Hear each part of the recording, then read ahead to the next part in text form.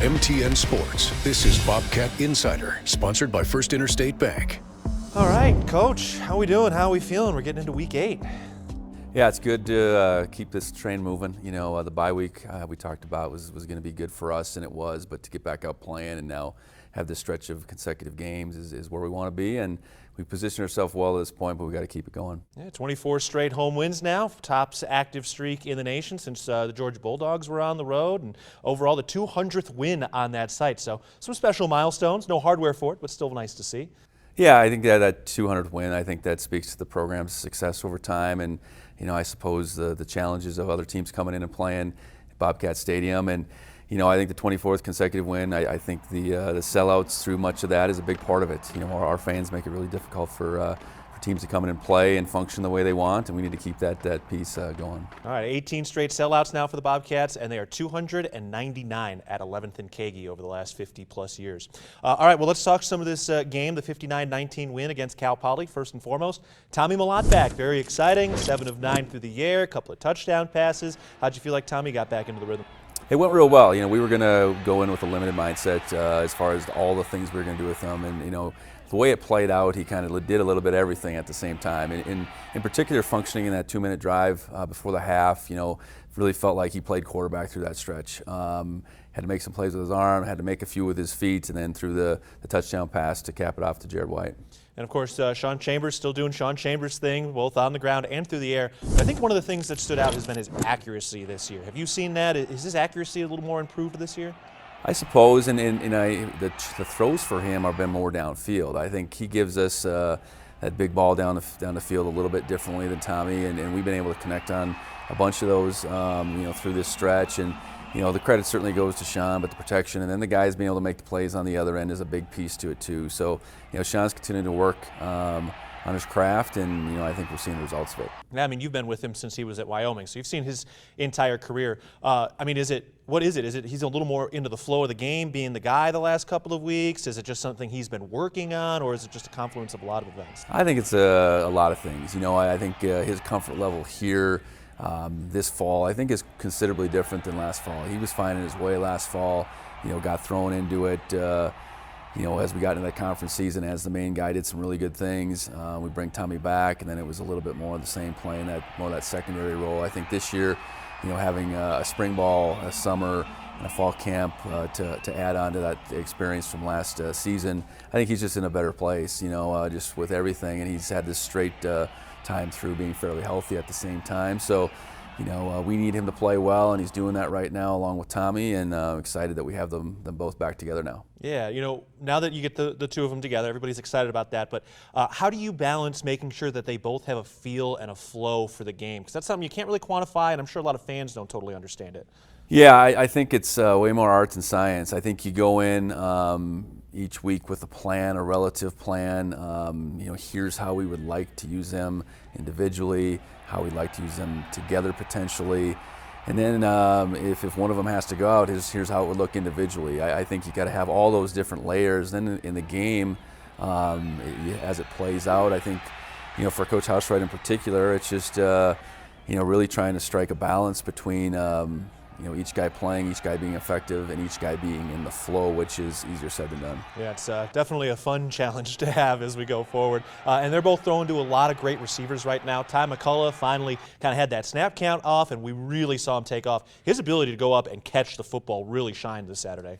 Yeah, I think two things. His ability to separate, you know, his speed showed up in a bunch of different plays, and then, yeah, his ability to go up and get it, catch it in traffic was great to see. And now we just got to keep him on his feet on one of those and get him in the end zone through the air, but really pleased with the step that Ty was able to make in this last game. It was also fun watching Derek Snell make a couple of catches. He had the one catch coming out of the slot, making a snag over his defender, and then the other one just coming out as the fullback, ran over 3 different guys to get into the end zone. Must have been fun watching Snell do what he did. Yeah, I know those early games we didn't get him as involved, but recently we have, and in all kinds of ways. And Derek, we handed him the ball once too as well, so I think his talent is beginning to shine, certainly. I mean, it's been there the whole time, but just our utilization of him, and he returned a kick as well. So, Derek's a guy that we need to touch the ball, and when he does, it's usually good things happen. Yeah, Derek Snell, the running back, fullback, punt returner, and slot receiver, as well as tight end.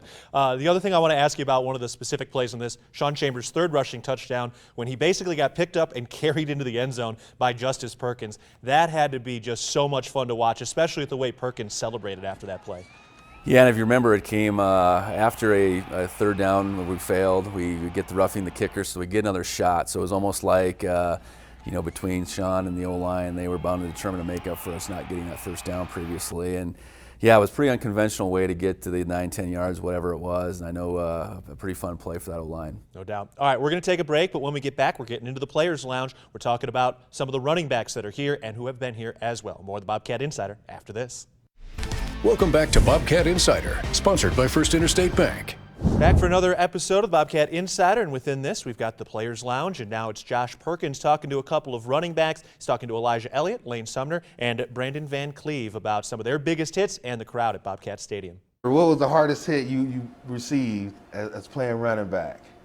It would be in practice. It was against Troy Anderson. Oh, really? Yeah. Troy laid it in on you? Yeah. Why you doing like that, Troy? Come on. Yeah. Try to beaver head. Take it easy on Lala, That was right? probably my hardest hit. I remember I fumbled and everything. So. Everything. But that was your welcome to NCAA football moment right there? Yeah. What about you, Lane? My freshman year, Tucker Yates. Oh, yeah. He a pit bull right there. Yeah, he looped free and he killed me. Okay. But you pop back up, though, right? Yeah, that's what we yeah. do. We pop back Yeah, up. yeah. And then go back on the sideline and lick the wounds. Yeah. What about you, Van Cleve? Do you remember your welcome to NCAA football moment or anything? Well, I was actually, my hardest hit was in high school to another Bobcat, Pat Carahouse, and cracked back me in like a Thursday practice. And Oh, really? peeled myself up off the Hey, field. wait, but you guys were teammates, right? We were teammates. We had like a little scrimmage. It's like a bye week, and I'll never forget. I'll never forgive him for it either. So, like, one of the good things, like, me and Brandon get a chance to experience is to play in front of these packed houses, right? Can you explain what that means to you, playing in front of this big crowd, playing in front of all those people, the excitement that it brings to the game day, the rodeo team leading you out, all those aspects of it? Yeah, like back home, I never had anything like that. So like when I first came out here, it was just like shocking. Like, dang, all these people love football this much. So it's just like, it's cool, and it gives me that confidence and that swagger that I don't go out there and just put on a show, so it's just a cool feeling. Yeah, it's the energy everybody brings. Yeah.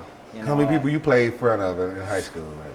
The most was probably maybe like 1,000 or 2,000 for a state championship, but nothing close to what we have here. And like I grew up coming to these games. We were season ticket holders since I was, young. So I was in the stands and looked up to those guys. So it's kind of come full circle. Yeah. It's really cool to be able to, run that out guy there. out there And then now, the roar of the crowd. And I mean, our Bobcat Nation is the best around. There's a reason why we don't lose at home. Well, Coach, fun hearing those guys talk about the crowds at Bobcat Stadium, because Lane Sumner and Elijah Elliott, they didn't play in front of those types of big crowds as they were coming up. When you have some players who are coming here either from small town Montana or even outside of the state of Montana, how do you prep them mentally for what they're going to witness when they come out of those big gray doors and they're being led out by the rodeo team in front of 22,000? Well, rarely does anybody capture what we have in high school. I suppose maybe there's some places in Texas, high school football, that have the same amount of people, but the energy, I would say, it pales in comparison. So, I think you want to, explain it and say, hey, you know what, the energy in this crowd is going to feed you, but that energy, that emotion has to be pared down because you got to go out and play. And I think for young guys, that's, it might take a game or two to work through what that really means to them. But you running out the tunnel, I think you can have all that energy and emotion, and then you come off the sideline. I think you got to catch your breath a little bit, realize that it's still about what happens between the white lines. I know for those running backs, so I think the neat thing they get is when they break in the open, the roar that's there for them, and the success we're having in that particular play. I think that's got to be an amazing feeling, as they're running down the field and that volume just picks up.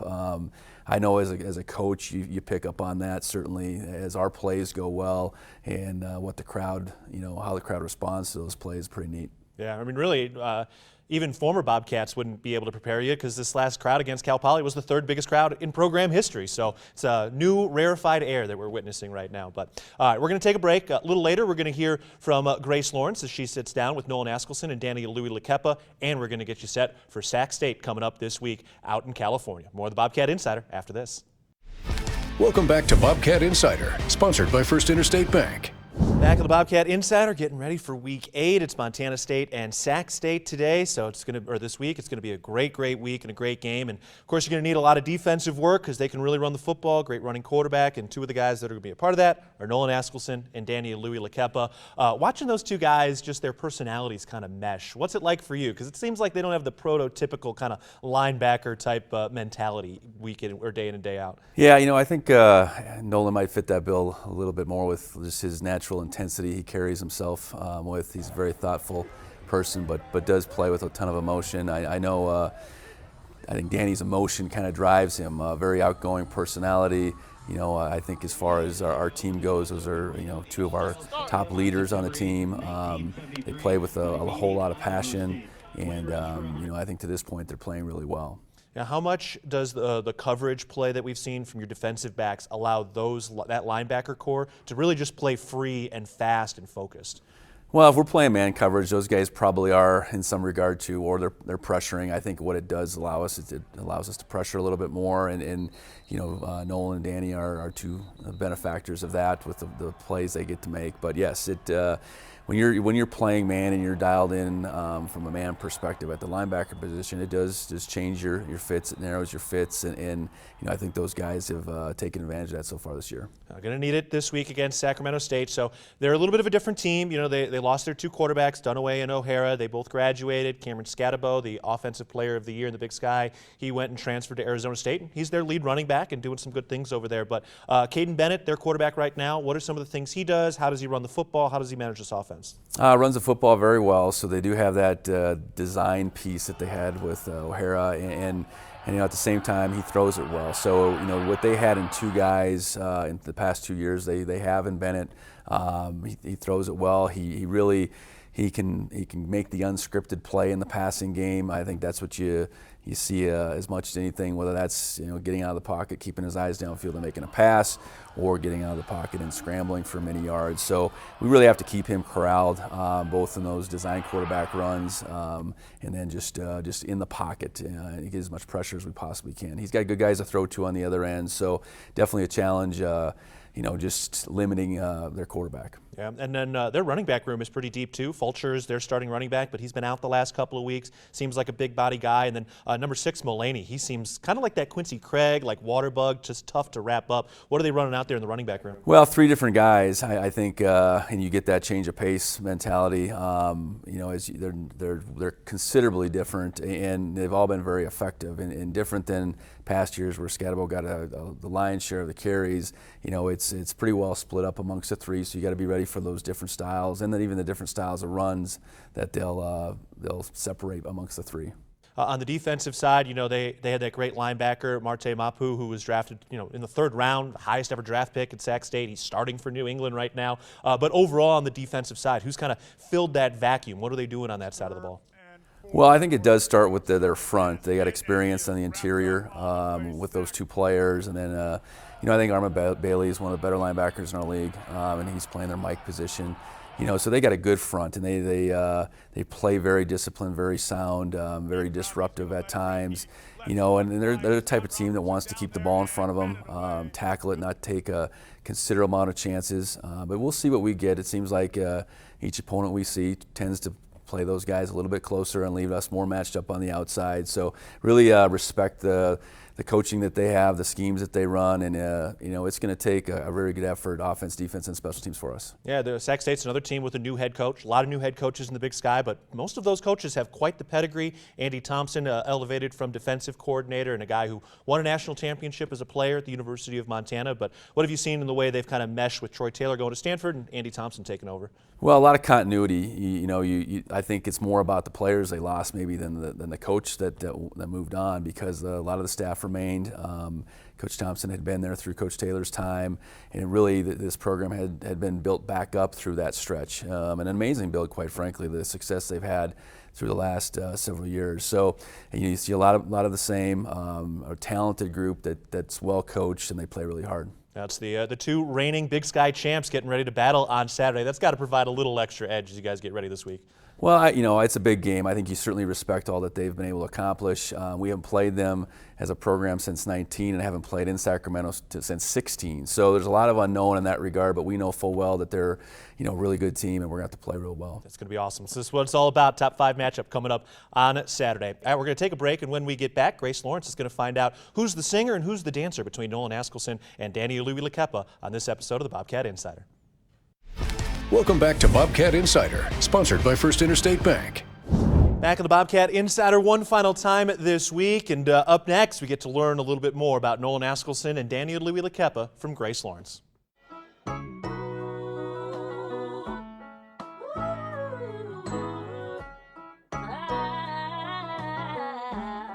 Mar Johnson up the middle with a little bit of room. Oh, big time pop at the 40-yard line. Danny Louie-Lakepa laying the boom.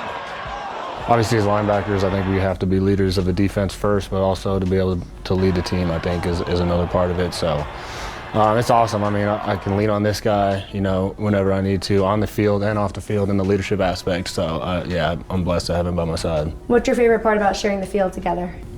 Just the fun that we have. I really look at Nolan like a brother. So, we just have so much fun out there, calling out everything, having fun when each other making plays. It's really exciting. How do you guys play off one another?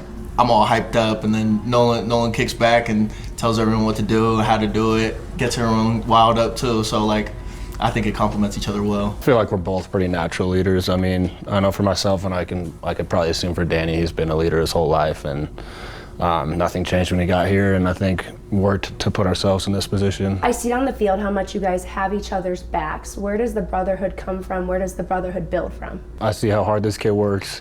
I know he's not going to let me down. I know he's doing everything he can do to put this team first and make this team better. For anybody on the team, I know he would do that. So just seeing the way he works, being accountable year-round, you don't just show up on Saturday and decide to be accountable. You're accountable every day, and that's just how you build that trust. The linebackers have a name, a motto. What do you guys call yourselves? We got a few we've kind of played with. None of them have really stuck, I would say. I think this year we went with the Deadly Dozen because there's 12 of us. So. Who thought of that one? McCabe? Yeah, McCabe. I think McCabe came up with it. Yeah. What does Bobcat Nation mean to you? It means everything, really. Coming out every Saturday and just seeing all the fans wild up, it makes us play better for sure. That's every kid's dream. There's not a lot of colleges in the nation that get to play in front of a fan base like that. That's one, shows up, but two, gets loud. Every single game is on their feet all game. That's pretty rare, so it's a blessing. Does it help you guys on defense when the crowd's in your favor at home? Oh yeah, for sure. When they're loud, the offense can't hear nothing, so we hype everyone up too. You guys hold the opposing offenses to an average of under 17 points per game, the most being 22 points. So where does that standard come from on the defense? I think we set the standard through the offseason and expectations we set for ourselves, and then to go with those expectations, it's the way we go to work and the work we put in the offseason, the way we do that work. It's just, we don't do that work for nothing. How do you guys keep the mindset dialed in post-bye week with kind of, the gauntlet of the road games coming up? I feel like everyone's been waiting for this part of the season, really the meat of our season. So everyone's been talking about the other teams and how good they are, but I feel like we're good too. So really just showing up and showing everyone what we have and how we can do it too. Only team left undefeated in the Big Sky after this weekend. How do you guys manage the target on your back? I don't think anything really changes. I think we've had a target on our back the whole season, but at the end of the day, you just got to prepare for the opponent in front of you. Every team in the Big Sky is good and could beat you on any given Saturday, so you got to treat them all the same and make sure you're ready for each one. What's one thing about each other that nobody knows? Nolan's a great singer. We had a karaoke night. We were singing our hearts out, and Nolan was pretty good. Want to give us a few bars? Were you gonna save it? Or go, No, we good on that. I think I was up there singing. He was dancing, getting everybody hyped. Yeah. So if football doesn't work out, you guys got a plan B. Oh yeah, boy So band, boy for band, sure. yeah. Oh, yeah. What would the name of the boy band be? Deadly Dozen? Yeah, either that or like I don't know. Tease up. Yeah, tease up. Good Big lookings. tease. One or the other. Yeah. Shout out Bobcat Nation. Shout out Coach Vigen. Shout out Coach Daly. Shout out my parents. Yeah.